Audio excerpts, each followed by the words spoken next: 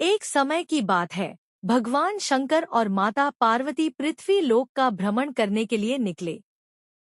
चलते चलते भगवान शिव ने माता पार्वती से पूछा, देवी, आप 12 महीने वाले मार्ग से चलेंगी या 6 महीने वाले मार्ग से? माता पार्वती बोली, मैं 12 महीने वाले मार्ग से चलूंगी। भगवान शिव ने कहा, लेकिन इस मार्ग में आपको संसार के अनेक दुख देखने पड़ेंगे, तब भी आप कोई हठ नहीं करेंगी? माता पार्वती ने वचन दिया, मैं कोई हठ नहीं करूंगी। दोनों आगे बढ़े। रास्ते में उन्होंने देखा कि एक हिरनी प्रसव पीड़ा से तड़प रही थी। उसे देखकर माता पार्वती का हृदय द्रवित हो गया। उन्होंने शिवजी से पूछा, प्रभु, यह हिरनी इतनी पीड़ा में क्यों है? शिवजी बोले, देवी, यह मां बनने वाली है। यह सुनकर माता पार्वती बोली, यदि मां बनने में इतना कष्ट है, तो आप मेरी गांठ लगा दीजिए। शिवजी बोले, अभी आगे चलो। थोड़ा आगे बढ़ने पर वे एक नगर पहुंचे। पूरे नगर में शांति और उदासी फैली थी। माता पार्वती ने नगरवासियों से पूछा, यहाँ सब इतने दुखी क्यों हैं?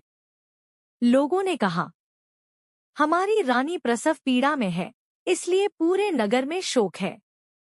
यह सुनकर माता पार्वती फिर बोली, प्रभु, मां बनने में इतना कष्ट है, मेरी गांठ लगा दीजिए। शिवजी ने समझाया, एक बार गांठ लग गई तो सरलता से नहीं खुलेगी।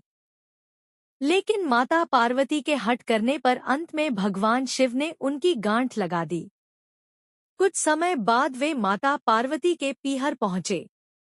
वहां उनका बड़ा सम्मान हुआ। अनेक प्रकार के पकवान बने। भगवान शिव सब कुछ खा गए, पर माता पार्वती ने केवल सादी सागरोटी और जल ग्रहण किया। विश्राम के समय भगवान शिव ने पूछा, देवी, आपने क्या खाया? माता पार्वती बोली, जो आपने खाया वही मैंने खाया। भगवान शिव ने दिव्य दृष्टि से देखा तो उन्हें माता पार्वती के पेट में केवल सादा भोजन और जल दिखाई दिया। जागने पर शिवजी बोले, देवी, आपने असत्य कहा। तब माता पार्वती ने कहा, आज के बाद कोई भी किसी स्त्री के गर्भ या पेट की झलक नहीं देख सकेगा, क्योंकि उसमें उसके मायके और ससुराल की मर्यादा होती है। आप वचन दें। भगवान शिव ने वचन दिया। तभी से आज तक किसी भी स्त्री की ढूंढ नहीं खुलती। वापसी में उन्होंने देखा, वही हिरनी अपने बच्चे को चाटती हुई आनंद में थी। नगर में ढोलन गाड़े बज रहे थे। रानी ने स्वस्थ पुत्र को जन्म दिया था।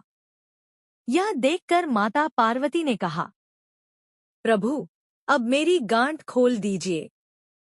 शिवजी बोले, देवी, संसार के सुख दुख क्षणिक हैं, लेकिन आपने हठ किया था।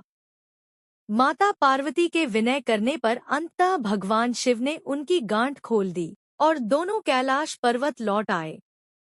जैसे भगवान शंकर ने माता पार्वती की गांठ लगाई, किसी पर भी गांठ न लगे, और जैसे उन्होंने गांठ खोली, वैसे इस कथा को सुनने सुनाने और हुंकार भरने वाले सभी को अमर सुहाग प्राप्त हो।